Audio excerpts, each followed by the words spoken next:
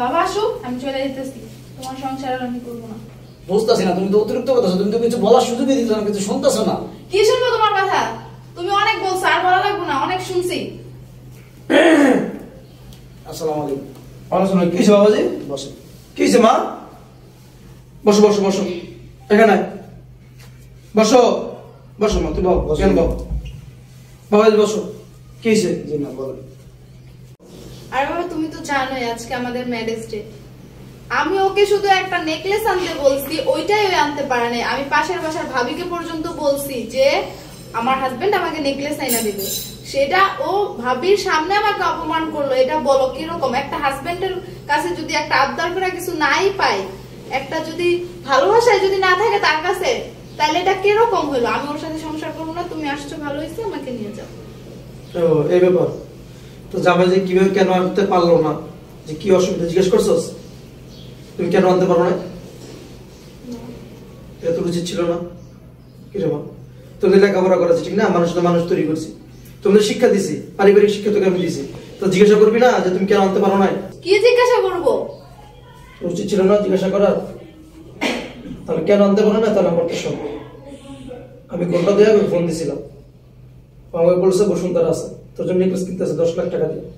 তো আমি বলছিলাম যে বাবাজি আমার তো 10 লাখ টাকার খুব দরকার। ওই নেকলেসটা ফেরত দিয়ে 10 লাখ টাকা আমাকে দিছে। কি বলো বাবা? তোর দরকার ছিল জিজ্ঞাসা কর, ঠিক না? ঠিক। কি বলো বাবা? আমি তো অপমান করলাম, গায়ে হাতও তুললাম। কি? শোনো না, আমাকে মাফ করে দাও। আচ্ছা শোনো, তুমি এর আগে গত মাসে আমাকে বলো নাই, তারপর তোমাকে আমি একটা আইফোন এনে দিছি না?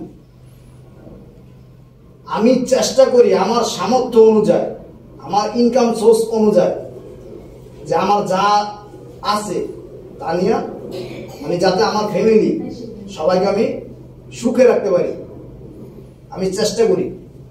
এখন আজকে আমি নেকলেস কিনছিলাম, বাবা তো বললো যে কি কারণে আমি আনতে পারিনি, আর এই জন্য তুমি পাশের ঘরের ভাবির সামনে আমার গায়ে হাত তুললে। আসলে শোনো, তোমাকে আমি অপমান করি নাই, তুমি না বলছো যে ভাবির সামনে তোমাকে আমি অপমান করছি, তোমাকে আমি অপমান করি নাই, অপমানটা তুমি আমাকে করছো। আর শোনো, এই যে এখন বর্তমানে তোমরা মানে এই যে প্রতিযোগিতা তোমরা শুরু করছো, পাশের ঘরের ভাবি একটা খাট কিনছে নতুন, তোমার একটা আলমারি কিনতে হবে নতুন, পাশের ঘরের ভাবি এক সেট সোফা কিনছে নতুন, তোমার তার চেয়েও 3 গুণ দাম দিয়ে এক সেট কিনতে হবে নতুন, পাশের ঘরের ভাবি একটা আইফোন কিনছে, তোমারও কিনতে হবে। আসলে কি তোমরা মানে ভাবছো যে আমার হাজবেন্ডের ইনকাম সোর্স কত? যে ইনকাম সোর্স আছে এটা নিয়ে আমাদের সামর্থ্য অনুযায়ী আমাদের খুশি থাকা উচিত। কখনো ভাবো যে সে যে আমার এই চাহিদা পূরণ করে, আমি একবার জানতে চাইছি যে তার কতটুকু কষ্ট হয়, সে কি করে, সে কি চুরি করে না ঘুষ খায়, জানতে চাইছো? আসলে এখনের যুগে তোমরা হচ্ছে প্রতিযোগিতা নিয়ে বসবাস করো, প্রতিযোগিতা মানে কার থেকে কে বেশি কিছু করবা। ভাবি এটা করছে, আমার এটা করতে হবে, ভাবি এটা করছে, আমার এটা করতে হবে। আসলে এগুলো ঠিক না, বুঝছো? আমি কি কখনো বলো তোমার কোনো চাহিদা অপূর্ণ রাখছি? তুমি চাওয়ার আগে সবকিছু দিছি কিনা? তুমি যে তোমার সংসার করবাই না, তুমি তো এই যে ব্যাগ ট্যাগ সব বুঝাইছো, বাবা একটা কাজ করে না, তুমি মেয়েকে নিয়ে যাও, আমার সংসার করবে না বাবা। আচ্ছা শোনো না, আমাকে মাফ করে দাও, আমার ভুল হয়েছে, আমার এটা করা উচিত হয় নাই, যা হয়েছে হয়েছে। বাবা আমি যাবো না। যাবি না মানে? কেন যাবি না? তুই নড়াশোনা করবি না? আমার তো ভুল হয়েছে, বললাম, আমাকে মাফ করে দাও। তুমি এইমাত্র বললা যে তুমি চলে যাবো, সংসার করবো না। বাবা আমি একটা কথা বলি, ছোট মানুষ তো, একটা সুযোগ দাও, যদি ভুল করে ফেলাইছে ক্ষমা করে দাও। আসলে বাবা শোনেন, আমি আপনার মেয়েকে আপনি জিজ্ঞাসা করেন যে কখনো ওর কোনো চাহিদা অপূর্ণ রাখছে কিনা। বাবা এটা আমি তো জানি। আজকে সামান্যতম একটা নেকলেসের জন্য ও আমার গায়ে হাত তুললো ভাবির সামনে।